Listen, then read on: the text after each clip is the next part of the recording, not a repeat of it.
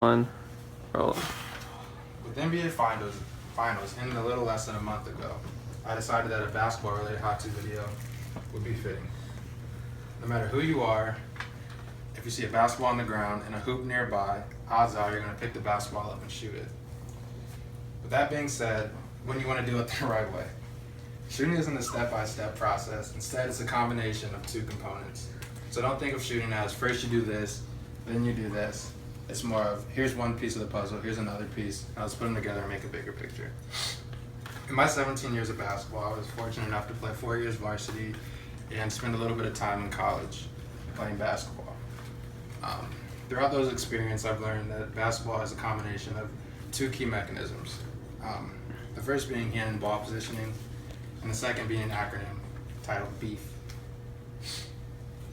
So the first piece of the puzzle is obviously the hand and ball position. Shooting the basketball, well, there's more to shooting the basketball than just picking it up and throwing it at the rim.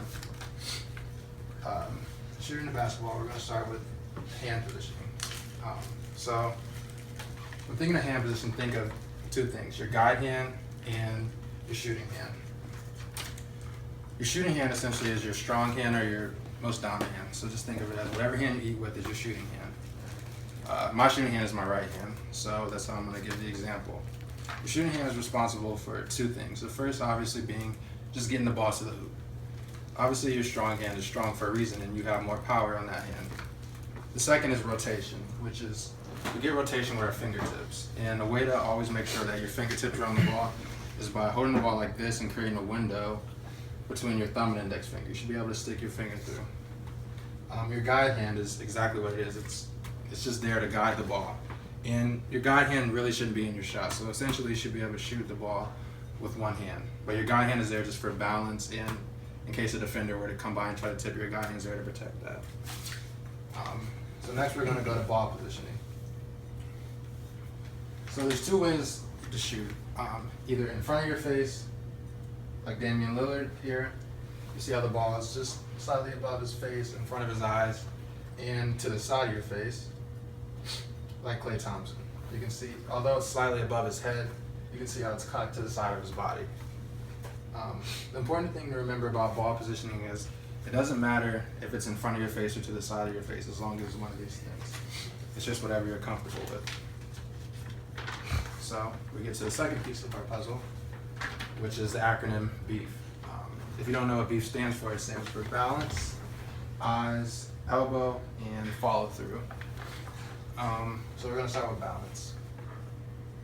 Balance can be translated into base, and obviously your base starts at the bottom. So what I like to do to have a strong base is have my feet about shoulder's length apart and bend my knees a little bit so that way if someone were to come up and push me, they couldn't push me too far to the side, too far back, or anywhere in between that. So the second part of shooting is your eyes. Just like shooting a gun or a bow and arrow at a target, your eyes play a key role in shooting because you need to focus in on the hoop, just like you would a target while shooting a gun. Your eyes kind of serve as the depth, gives you depth perception.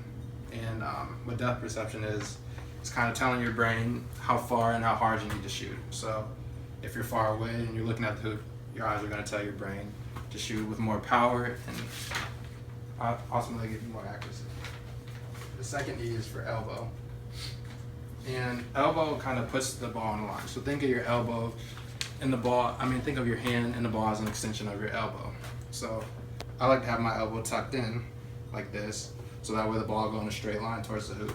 If my elbow's too far to the side, since I'm right-handed, it'll go to the left side of the hoop. If my elbow's too far inside, it'll go to the right side of the hoop. So keep that in mind. So we have balance, which I like to have my feet shoulders length apart, knees bent a little bit, elbow tucked in, my eyes are looking at the hoop, and that leads us to our fourth and final letter, and that's F, and F stands for follow through. Your follow through pretty much determines the arc on the ball, so the angle in which the ball leaves your hand and goes towards the hoop.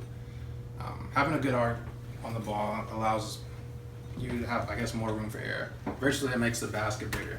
So having good arc allows the ball to hit the rim at different spots and sometimes even the backboard. If you shoot with too much of a line drive, then you make the hoop virtually smaller by by only having one point that you can hit for the ball to go in, if that makes sense. And so now that we have both pieces of the puzzle, let's look at the big picture. The first thing is to remember your mechanics. Don't get away from those. It might be uncomfortable at first while shooting, but as long as you stay with that, your jump shot will improve. And the second is don't try to be a pro. The pros have been working on the mechanics their whole life, so that's why they can do some of the things that they do. And then the third and final thing is practice, practice, practice. It's important that shooting is nothing but muscle memory. So by practicing, the more you practice, obviously the better your shot will be. And in the long run, the more you practice, the better you'll get at not only shooting, but basketball. So that's it. Thank you. I almost fucked up.